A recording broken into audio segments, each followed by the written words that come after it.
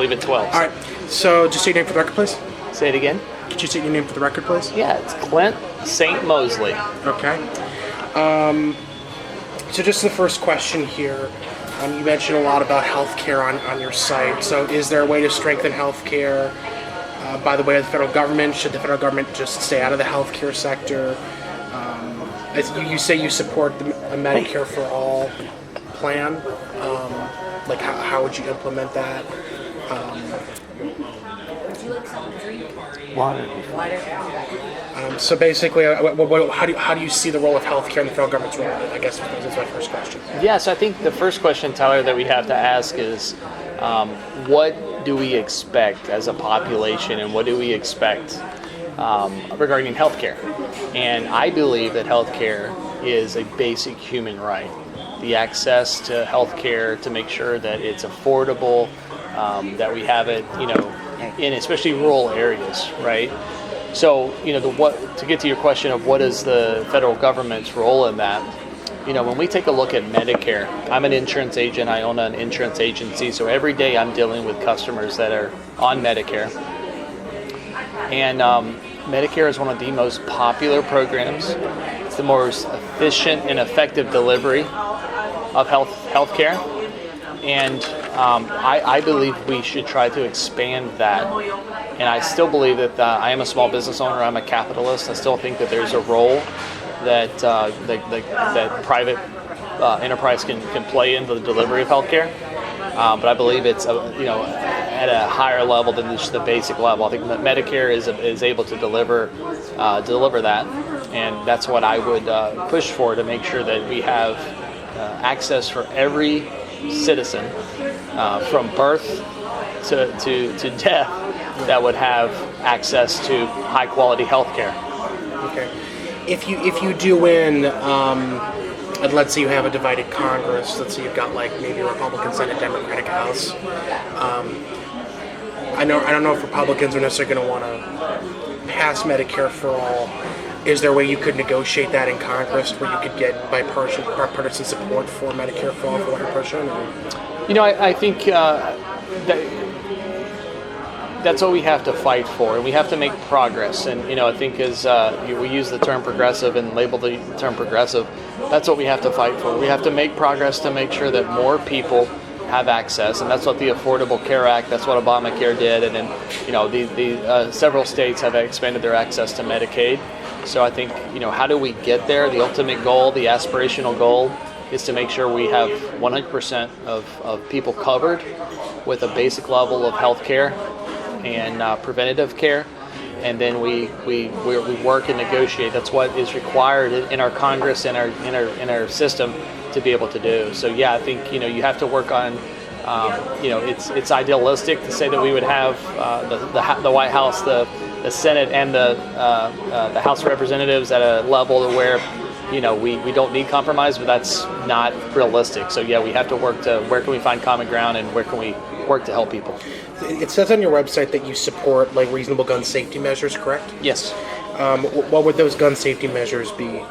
Yeah, so I think if we look at what we've done in Michigan recently, those are the ones that I would work to take to Washington, D.C. So again, safe storage requirements, universal background checks. So how do we get to close some of the loopholes, like the Charleston loophole and some other loopholes, that we make that more universal. And then looking at military-style weapons, how do we remove those from the street, right? That they're involved in a lot of mass shootings. But taking the things that we've done in Michigan with red flag laws, taking that nationally and providing the resource and support to do so. So I'm having an interview with the mayor of Algonac later today. One of the things that struck my eye while I was looking through the records here was the poverty rate is abnormally high. In the city of Yale, the poverty rate's about 63%. In the city of Algonac? In the city of Yale. Yale, okay. It's 63%. In the city of Port Huron, it's about 55%. That includes Alice household, which stands for asset limited, income constrained. So we have a poverty problem in St. Clair County. Now you've probably campaigning around the county. I don't know what the poverty rate is in Huron County or in Sanilac County. I don't have those numbers in front of me, but how do we improve the poverty rate in the state of Michigan to where how do we reduce the poverty rate and make sure that people who live below the poverty line or people who are households that are Alice households, how do we make sure they're more financially secure? What's the plan there? I think it's a three-step solution, Tyler. I think it's education, and education is a buzzword that many people use, but we have to look at long-term. We can't fix, you only have a certain amount of time to truly ensure we have a properly educated population, and that involves early childhood, public school education through community college trade school, right? So number one, we have to have that in place. We have to make sure that it's funded, it's access, that we're not defunding public education. So that's number one. Number two is we have to make sure that we give people opportunity. And an opportunity to me means especially building on the labor revolution that has happened over the past 100 years with organized labor, with our unions, making sure that we give workers the right to organize. We give workers the right to not only organize but to form unions, to make sure that we have a collective bargaining agreement and that we get to a first contract. So we need to expand that. That's right around the 10% mark in America that are workers that are covered by unions. We've seen the gains that the UAW has made in the past few years and that several other unions have made. We need to make sure that we continue to allow workers the choice. And when workers choose to organize, we have to make sure that we give them the protections that are on the current legislation. So the National Labor Relations Board, and make sure that they have resources, funding, and the teeth to enforce the current legislation. So we talked about education, we talked about opportunity, and the last thing, Tyler, we have to look at is we have to come to an agreement as a society on what we want our tax structure to look like. Who pays what? Who do we want to pay their fair share? Do we want everyone to pay their fair share? Because they're not currently paying their fair share. Right, when we have Warren Buffett and billionaires saying that it's crazy that they pay a less effective rate than their secretaries and administrative assistants, those are the three things that we have to look at, and that will help us, reduce poverty and aspirationally hope to eliminate poverty. Okay, so in terms of, I hear the big problem is a lack of jobs within certain areas. There's a lack of there's a lot of employers that have jobs wanted signs, but they can't find employees. Yeah. Is that just like education's going to help alleviate that? Well, it's as a small business owner, I've also been in air quotes corporate America for 15 years, and so I've worked on large corporations, I've worked on small businesses, and I've worked in startup companies, and there's always a need for talent, right? You have to find the right person at the right time, at the right pay and benefits package, right? So there's a lot of moving parts. So you have a lot of people who, for good reason, they don't want to leave where they grew up. They have family, maybe they have to still care for their parents, or they have people with responsibilities, or they just don't want to leave their home, right? That's fair. So how do we build infrastructure, and how do we build opportunity there, right? So in metro areas. So if you're talking about Yale, Michigan, how do we make sure that in Yale and Port Huron there's industry? And again, infrastructure also means connectivity, broadband, so that people can work from home or work remotely, or do hybrid, job share, different types of employment. And then how do you continue to make sure we're bringing manufacturing and blue collar, white collar, all of that back to the United States, onshoring. So, yeah. You guys want anything? Nope, I'm good. You sure? I'm good. I hear hot dogs beef. No, they're pork. So They're good ones. They're called Kowalski's. So obviously, Ukraine has come up in the news a lot. As someone in Congress, you are going to be in charge of funding. There's going to be some involvement in foreign policy because Congress does involve with purse funds, with funding military overseas operations and those kinds of things. Yeah. So I was wondering, do you support funding Ukraine and helping to defend itself against Russia? So as we look at funding, military support, across the world with their allies, with their partners, with their those that we are in treaties with, and here in the homeland, we have to look at what are the threats and what are the dangers, and then what is our response to it.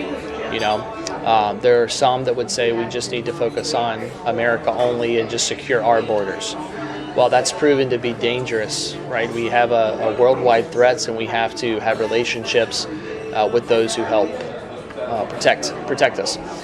So we got to mitigate some threats, across the world, so they don't end up on our homeland. So, my thought through that is how do we provide resources, support, and resources means financially, technical support to our allies to make sure that they can, those who have boots on the ground, those who are closest to the threat, are able to alleviate those threats, right? So when it comes down to voting, I would vote to support, again, diplomatic approaches. But when it comes to conflict, then how do we make sure that we are strategically providing financial support, technical support, military support? And when we do that, like in Ukraine, one thing that you probably know this, Tyler, but one thing that people should realize is that what we're doing is we're taking our old systems. When we give $1 billion to Ukraine, we're taking our old weapons, we're giving those to Ukraine, and we're replacing them with new state-of-the-art. So we're refreshing our military capabilities, improving and enhancing those, and we're giving some older systems to Ukraine and others. So that's an important part. But to your original question, would I vote to support Ukraine? I think we have to do everything diplomatically, and then with resources to help them fight their battles, to protect democracy, to protect Europe, and then ultimately to protect America's homeland. Do you support NATO? I do. Okay. Yeah. And would you be in favor of any, you said you support diplomatic efforts, so Ukraine obviously is very against ceding any more land to Russia. They already ceded Crimea, I believe, to Russia in the past. I guess, would you support Ukraine giving more land to Russia, even if Ukraine is opposed to that, or? Well, it's Ukraine's land, and they are going to have to make that decision. I think when you look at compromise, you look at aggressors, and we can't reward Putin for what he's done and what he continues to do. So there's one aspect that we have to make sure that we control Putin and his aggression. The Ukrainian people are going to have to make that decision. Understood. I'm sure, as you're aware too, there has been the Israel-Hamas war, as well as another foreign policy that's getting a lot of attention recently. I'm just wondering what your feelings are regarding the Israel-Hamas war, and what you feel Congress's role is in funding for Israel, or funding for supporting humanitarian efforts in Gaza. Yeah, this is an area where I think it's as a father of twin boys, the number one thing right now that is most pressing to me is the humanitarian aid that's needed in Gaza. Mothers, children, babies dying. That has to be our number one focus. If you go back to October 7th, Israel has and should have the right to defend itself from terrorist actions, and so that's part, the first part. But we have to protect the innocent. Whether they're Palestinian or African or wherever, we have to protect the innocent. We have to make sure there's not famine and humanitarian crisis. So we have to, if we're supplying the ammunitions and we're supplying the resources financially, militarily, or technical capabilities, we have to make sure that we keep an eye on what is actually the impact. Not that it's we're taking away from Israel defending itself, but how do we make sure that we protect those if it goes too far? And I believe it has gone too far. So I would call for a ceasefire. I am calling for a ceasefire. If I were in position, I would vote to support a ceasefire, a two-state solution, and to make sure that we continue to support Israel and the democracy. But Netanyahu and that regime, I believe, have gone too far when you see the humanitarian impact. Okay. So you said you supported Medicare for all. If, let's say you couldn't get Medicare for all, and let's say you could pass maybe expanding the Affordable Care Act instead? Yeah. Would that be something you'd support as like a compromise? That's what I think. You're going to have, the goal is to make sure that everyone is covered. If there is a solution that I have not yet seen, I am open to it. I'm open to compromise, and if we can get more people, but what I'll fight for and what I'm not willing to do is to take just a small gain when that still leaves millions of people uninsured. So again, if there's a solution that we can come to that provides universal care to everyone, access, affordability, I'm open to it. Okay. Good question. Regarding the immigration issue, do you support increasing funding for border security? I also know there's a humanitarian crisis involved with immigration as well. I know that needs to be addressed. So I guess my question is, how do you balance the security needs with the humanitarian crisis that's being caused by immigration that's flowing up from the southern border? Yeah, I think this is a good example of where we can have different inputs and come out with a reasonable solution. So Senators Langford, Sinema, and I'm sorry I'm forgetting his name, but the Connecticut senator, they had a bipartisan committee that worked on this for a long time that said, what are the issues, what are the solutions, where can we compromise, where are we not going to compromise? And they brought that a comprehensive bill that was supported by the border union, that was supported by the Republicans, White House. Everyone was in agreement. And that is the type of legislation I would support. Securing our border, funding the resources to not only secure the border, but to get through the asylum claims that we have, the legitimate asylum claims, and to make sure that we work towards a solution for those who are already here and have been contributing to our economy or born here for a long time. So I'm talking about dreamers, and I'm talking about a path. I'm talking about a path to permanent residency. Another question I have is, are you concerned about the rhetoric we've been seeing about immigrants? That I'm not going to mention his name, but there's been a lot of rhetoric referring to immigrants like animals, or one I think was Hannibal Lecter was one example I heard.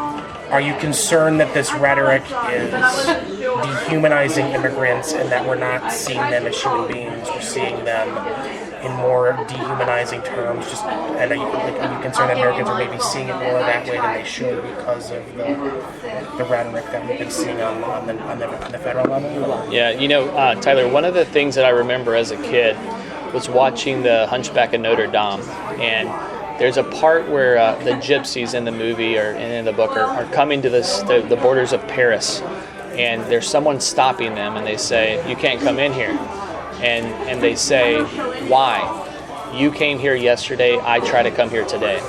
And when I think about immigration, that always comes to my mind, because we have good families who are fleeing very difficult situations. And when they come here, super majority of the time, they contribute to society, they play by the rules, they pay taxes, and they commit crimes at a lower level than native-born Americans or native, citizens. So yes, I'm very concerned with that. I'm very concerned with how we demonize human beings, how we demonize people who are struggling and just want a better opportunity. That is, as corny as it sounds, that's what America is. We are a melting pot. We have historically been, and that has been our biggest strength. So yes, to those leaders who are demonizing and talking crazy about our future citizens and our future contributors, I challenge them to stop. I challenge them to find solutions that give them opportunities, and we do have to work to make sure that not only the southern border, but that everyone has an opportunity to come to America and thrive, whether that's from India, China, wherever across the world they want to come. So this next question I have is, what are your feelings regarding climate change? I believe, correct me if I'm wrong, does it mention climate change on your site? Correct? We did or didn't? Does it mention on your site now? We're updating the site right now to expand on some of their things, but what I can tell you is that I believe climate change is real. I believe the science. I believe the professionals that are telling us that we've got a limited amount of time to make sure that we reduce the impacts humans have made on climate, and we can do that in a way that is just for workers and that is good for our economy. When you travel around the 9th congressional district, do you encounter things like flooding problems or anything like that? Because I believe in the city of Algonac. Now, Algonac, I've heard, has to some extent always had a problem with flooding, because I know they live in the. I don't know if that problem's gotten worse or better over time. Yeah. But have you come across issues related to climate change when you travel across the 9th congressional district? Is that do you notice those things? Or? Well, definitely. I mean, we're talking about there's several issues when you think about farming, when you think about a lot of things from the suburbs of the southern part of the district to the farmland to the coastline, right? We're starting to see impacts, worse storms, hail damage. We have to make sure that our soil is conserved, that our water is not contaminated, that our air is not polluted. So yeah, we see impacts, we see concerns that people have now and in the future. And the thing about climate change is, it's a slow-moving process. It has been and it continues, but the impacts are dramatically getting worse quicker. So people are starting to see what that means. We're pretty good in Michigan when you think about some of the rising sea levels, but we also have a lot of issues that we have to continue to mitigate, and do our part. Again, it's going to take us all, right? It's going to take America being the leader, but also incentivizing other countries to make sure they follow quickly behind. Okay, so in terms of the federal Congress here. 5 minutes. Okay. In terms of the federal Congress here, there obviously are some ways we could combat climate change. We could maybe switch to electric vehicles. We could increase the use of public transportation. What do you see in terms of transportation? What do you see that would be a better path forward to help reducing carbon emissions? Yeah, so it's the term and the plan of looking at miles per gallon, look at all of our options. So we've got electric vehicles and how we source that electricity. We have hybrid vehicles that should play a part, as we look to transition fully to clean energy, and we look at still our reliance on fossil fuels and how we move away from those as quickly as possible. So, it's progress. We've made a lot of progress with electric vehicles and battery technology, but we have to continue to look at advancing that technology, supporting that, giving incentives to make sure that we have the best technology. And then our infrastructure. We have to make sure we have, a robust system of charging if we're going to rely on electricity and where we fuel that. But yeah, the closer and sooner and faster we can get away from fossil fuels, that is going to help our carbon emissions. And we're still looking at the technology around carbon sequestration, right? There's a lot of promise. There's not a lot of success yet, but that's still a component that we should continue to work on. Is there a way to sequester some of the carbon that we're putting in the atmosphere? So one of the concerns I've heard about switching to more electric energy is that there's concern that our electrical grid couldn't support it. Maybe in some rural areas, the electrical grid maybe couldn't support or move to electric, which is why, because it was kind of built around the gas car in some ways. So I guess how do you switch to renewable energy while at the same time making sure that our grid is able to support such a transition? Yeah, I think you have to have good communication between, we need infrastructure, right? We have to have a solid grid, but how do you plan for that, right? How do you make sure that we have good leadership and planning for that?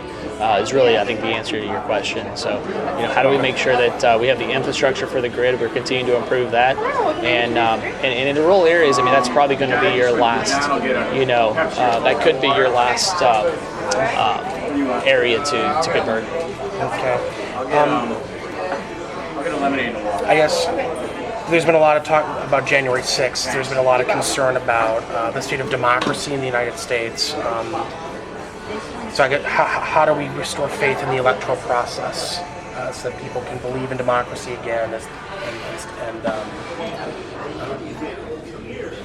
you want me to skip that or? Not at all. Okay. No questions need to be skipped. I think that's a good one to probably wrap up our conversation on, because when you think about democracy, that's the foundation of our 248-year project, right? To answer your question, what I hear you ask is how do we ensure we continue to live in a democracy? And part of that is communication, making sure we have correct communication and we hold those accountable who's distributing communication.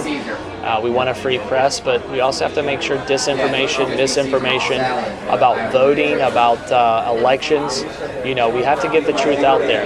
We have to make sure that elections continue to be secure. They are secure. We have one of the best systems in the world, the best system in the world when you look at voter fraud and voter situations. We have very secure elections. And we have to hold people accountable, again, whether it's faked electors or people that are trying to illegally influence elections, there's a judicial process for that. So those who were involved in January 6th, if they committed crimes, they should be given a fair trial, and they should be tried with a process of their peers or a judge, whatever that process looks like. But we have to make sure that we have correct information. A democracy and a free press, we must have correct information. And I'm worried about that as smaller newspapers and sources of accurate information go out of business. That's a part of our democracy, is having a free press and having a robust free press that's in every nook and cranny of the community, involving even rural communities. So then we look at technology and social media, and how do we ensure that those platforms, especially when they're serving up information, and an algorithm is serving up information, that we hold them accountable to how they're monitoring information and serving it up to people. Okay. And you said you got to go soon. So. Yeah, if you got one more question, we got time for one more. Okay. So my last question is, we obviously talked about how we store faith in democracy. Of course, I saw on a website somewhere you said that political division and extremism has been exaggerated by, correct me if I'm wrong, is it for-profit news and social media? 100%. Okay. I would just kind of careful on that terminology there. To not say exacerbated might be the word, as opposed to exaggerated. Oh, okay. Because I think that's the word. You know what I'm getting at with that. Yeah. It's not that they're exaggerating what's going on. Okay. We believe what they're seeing. Okay. But we feel that process is making things worse. And Tyler, what I'd say real quick to that is, when we're knocking on doors, people aren't as extreme or as aggressive as they are on social media. And then when you look at the paid-for news media, you look historically. When I was growing up, the news media almost used to be a lost leader, right? The big three networks treated it as a community service, and they would serve the news in a unbiased way. And now that you have 24/7 news and you have so many options to get your news, again, it's a clickbait in the sense that they have to keep your attention. So when you add those two, the extremes do get more extremes and feel more extreme. But as we're knocking on doors and talking to people, people are more in the 70 to 80% in the middle. They're reasonable. They want common sense, pragmatic solutions. They want to work together, and they're not at the tip of each end yelling at each other. Like you can see on social media or the news media. They have shared visions. They have shared goals, and it's just we may have a little different way to get there, but the majority of people want to work together and are reasonable. Okay. And that's what I meant by that. Okay, understood. Okay. One more question? Okay. So, you're obviously very critical of the wealthy and giant corporations. So do you agree with Bernie Sanders that there is too much wealth and income inequality? Are you skeptical of for-profit news or for-profit anything because the very fact of something making a profit makes it more likely to be untrustworthy? I'm just trying to kind of figure out, like, would that be an accurate statement? You can tell me if if I'm twisting things. Or, Yeah, no, I don't think that because something is for profit, it's bad. Okay. I don't think I'm a capitalist. I'm a small business owner, so I do not believe in that. I believe when the weight and balance of power is so shifted that it's not a fair equation or a fair fight. That's when it's weighted. When we have a few families who own more wealth than the bottom half of Americans, that's concerning to me. I don't trust Bernie Sanders. I do respect Bernie. I love Bernie as a leader, as a community service person. But I look at the data. The income inequality has continued to rise, and the problems that creates for a society are real. And people are feeling it when their wages don't increase over 50 years. If you look at productivity has increased over the past 50, 60 years, the wages have been flat. So when you get hit with inflation or an abnormal year or two of inflation, it hurts people. They feel it. They feel it when they buy a $7 bag of potato chips, right? So income inequality is a concern. It is something as a society we have to deal with and look at what is reasonable, what do we expect. Capitalism will still be a part of that, but we have to make sure that we fight for working families as much as we have fought for corporations and millionaires and billionaires. Okay, you should wrap things up real quick here. So just one, I just thought, do you want to give any closing statements, or Yeah. I'll leave the floor to you as to how you want to close this out. I would just say, Tyler, I appreciate the time and talking to you. And I'm in this race because I believe there's a common sense, pragmatic approach to leadership. The 118th Congress that Lisa McLean is currently a part of is historically, since we've been keeping track, the least productive Congress. They spend more time on TikTok and naming post offices than they do legislating and making sure that the people of the 9th in America have solutions to help them more with education, help them more with opportunity, and help them more have a dignified retirement. And that's what we're fighting for. Okay. Well, thank you so much, sir.